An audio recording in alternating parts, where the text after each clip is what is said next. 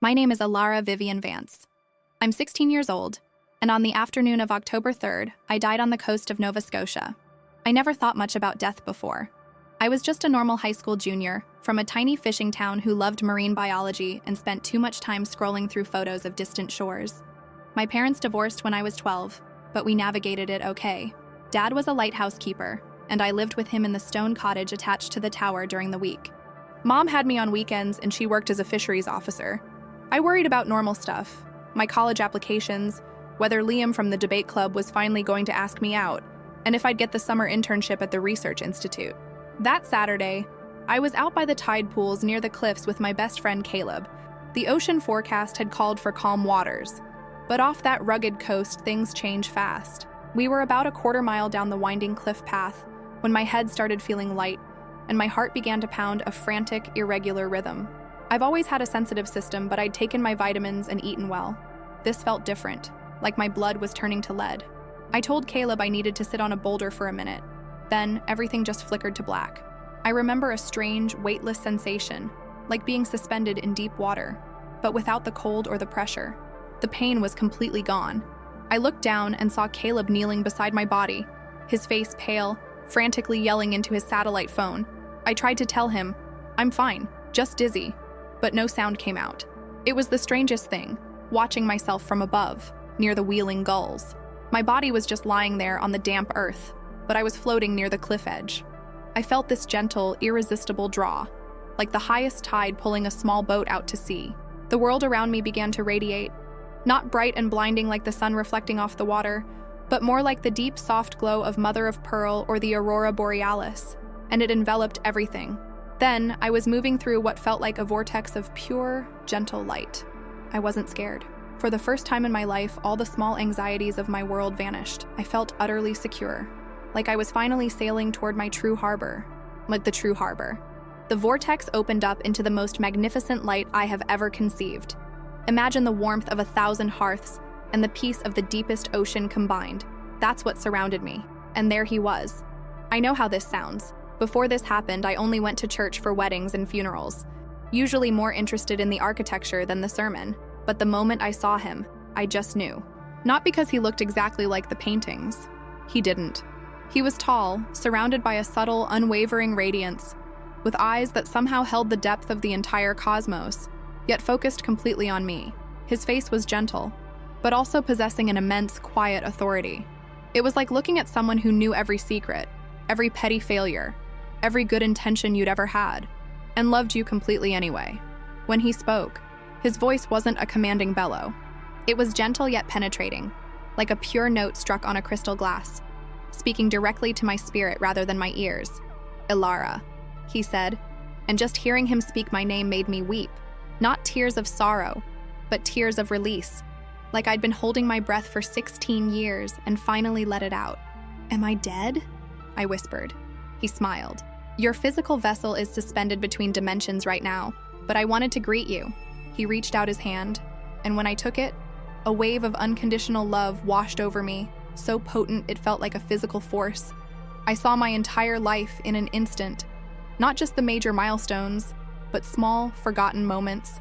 Sharing my lunch with a shy new student in 5th grade, sitting up all night to watch over an injured seal pup until the rescue team arrived, and simply being patient when my dad was tired and grumpy. But I also saw the times I'd been cruel to my brother Owen, the gossip I'd spread, and the lie I told my mom about missing a school trip.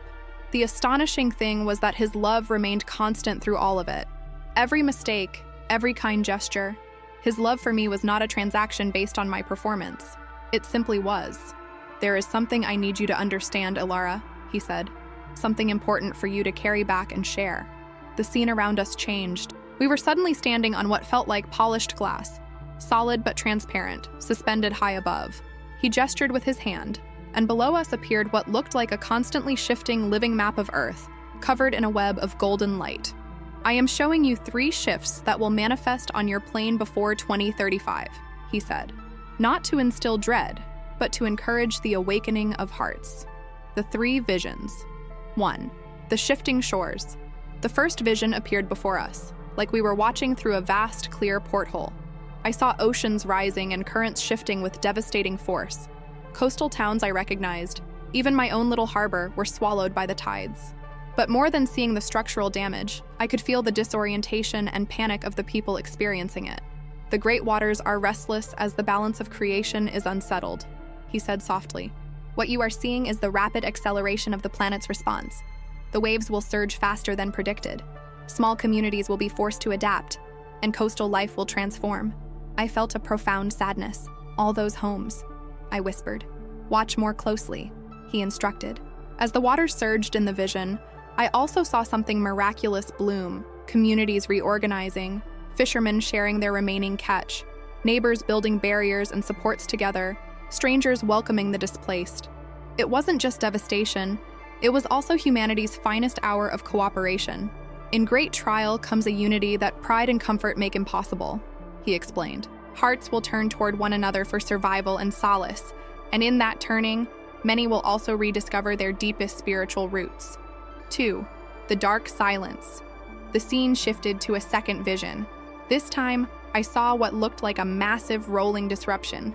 Cities went dark one after another. People were unable to use their communication networks, their money systems, their navigation tools, anything electronic. The complex invisible systems humanity has built have become both a palace and a cage, he said. A time is coming when they will falter for a critical season. What was constructed on a foundation of uncritical dependence will be humbled. In the vision, I saw fear and immediate disruption. But then a profound change took place. People stepped out of their darkened homes. They spoke to neighbors they'd previously ignored. They shared their preserved food and their limited power sources. They taught each other old skills: gardening, navigation by the stars, storytelling. In the abrupt silence, they found their voices and their connection to one another. When the artificial lights of man are dimmed, my light shines through the simple heart, he said.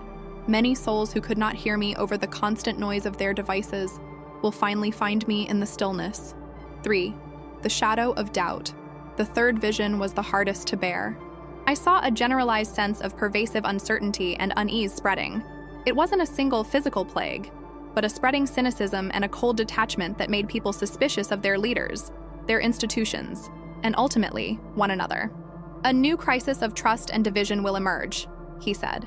But the greater peril will be the manufacture and weaponization of fear itself, and how it seeks to sever the bonds of love between my children. I watched as political and social factions deepened their divides. People turned inward, isolating themselves with their own echo chambers of opinion. But even in this darkest vision, I saw flickers of powerful light. People refusing to let fear determine their compassion. Small groups gathering to simply listen to one another without judgment. And most beautifully, I saw people dedicating acts of service and kindness, not in organized buildings, but in quiet, everyday moments, like a wave of unseen, tenacious love spreading across the world. In each of these seasons, remember what defines the time, he said, turning to face me. It is not the crisis that matters. It is how hearts respond to the crucible. He placed his hands on my shoulders, and his eyes looked into my soul. Alara, I am not showing you these things to terrify you or anyone else. Fear is never from me. I am showing you so you can tell others that there is hope in preparation, not just of supplies and emergency kits, but the deep, foundational preparation of the heart. I nodded, my mind heavy with the weight of the future, yet calm from his presence. There is one more thing, he continued. These events are not my condemnation. They are the natural consequences of humanity's shared choices, walking away from care for creation and from genuine care for each other. Even so, I will use these times to draw people back to what is eternal: love, community, integrity, and faith. The tapestry of prayer. He took my hand again and led me toward what looked like an infinite, shimmering curtain of energy. Within it, I could see millions of fine, luminescent threads, all connected, pulsing with light. Each thread is a sincere prayer, an act of true devotion, or a moment of pure, selfless love, he explained. Watch what happens when just one person lifts their heart to the divine. He touched one of the threads, and it flared brightly. The light instantly traveled along its connections, illuminating hundreds, then thousands of other threads. The effect spread like a tidal bore racing up a river. This was your small, quiet prayer last week when you asked for patience with your little brother, Owen, he said. I gasped, but I yelled at him 10 minutes later. He smiled gently. Nothing you could measure immediately changed the outcome of that moment. But look, he showed me how my simple plea for patience had touched Owen's heart in a subtle way, giving him just enough composure to step away from a silly argument. And the prayer had done more. It had touched my mother's spirit, giving her the insight to call my father at the right moment, and had even strengthened a tenuous connection in my own community I hadn't known existed. A single heartfelt intention creates ripples across dimensions you cannot perceive, he said. In the times ahead, prayer will not just be important, it will be the essential current that holds the world together. We stood there in silence. I felt a peace so profound I was ready to surrender everything to it. "Can I stay with you?" I asked, my voice barely audible. "I don't want to go back to the noise." His eyes filled with a tenderness that brought fresh tears to mine. "My wise child," he said, "I know this is your true home, and one day you will return here forever. But you have a purpose that is not yet complete." "What purpose?" I pleaded. "To be a light on the shoreline," he said simply, echoing my father's work. "To share what you've seen, to help others prepare their hearts, not in panic, but in the certainty of hope. Many will face these times alone and adrift, if voices like yours do not speak of what lies beyond the suffering." I started to cry harder. The thought of leaving this complete, encompassing love was almost unbearable. "I will not leave you," he promised, wiping a tear from my cheek.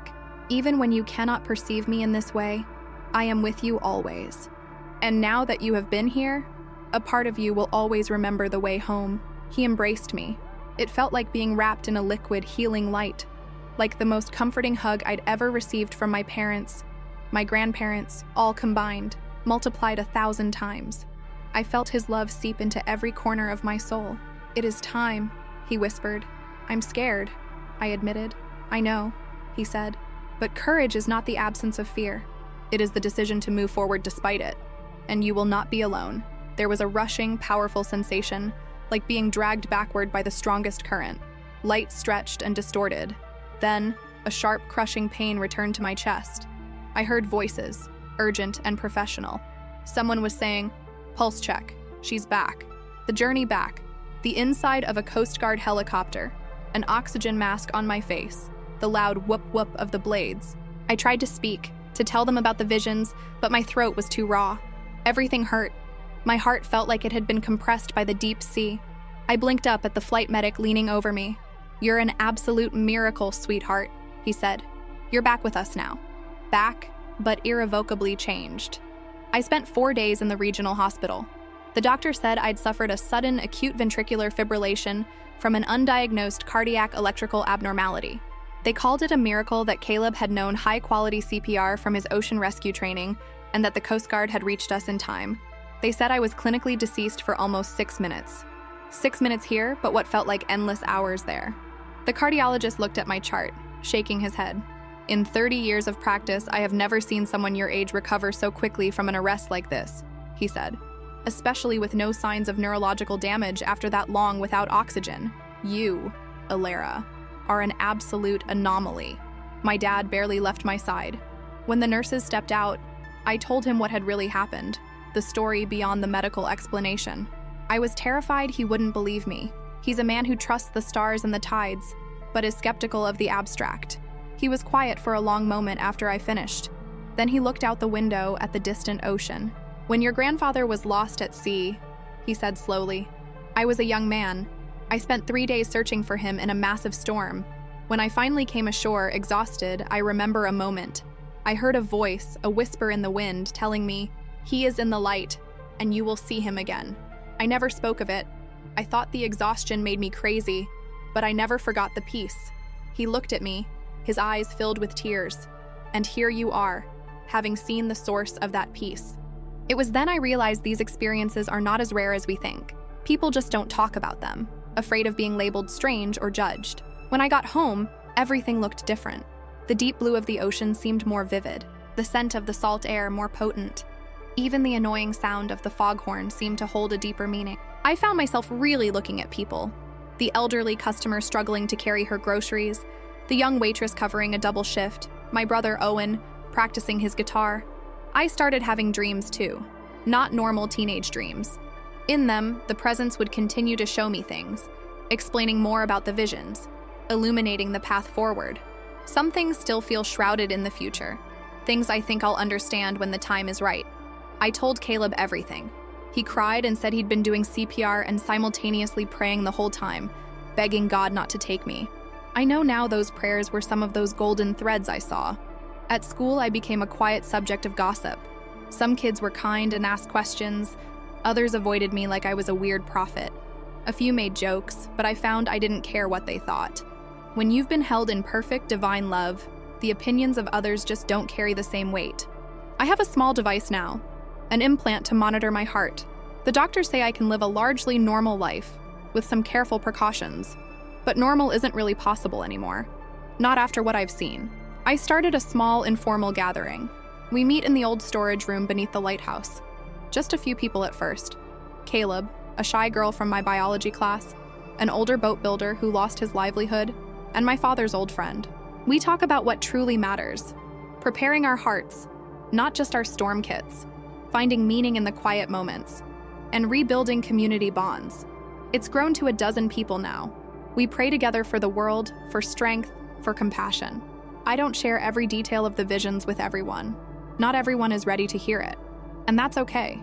The purpose wasn't to scare people or make me feel important. The purpose was to make me a light to help others find hope and enduring purpose, even in the most turbulent times.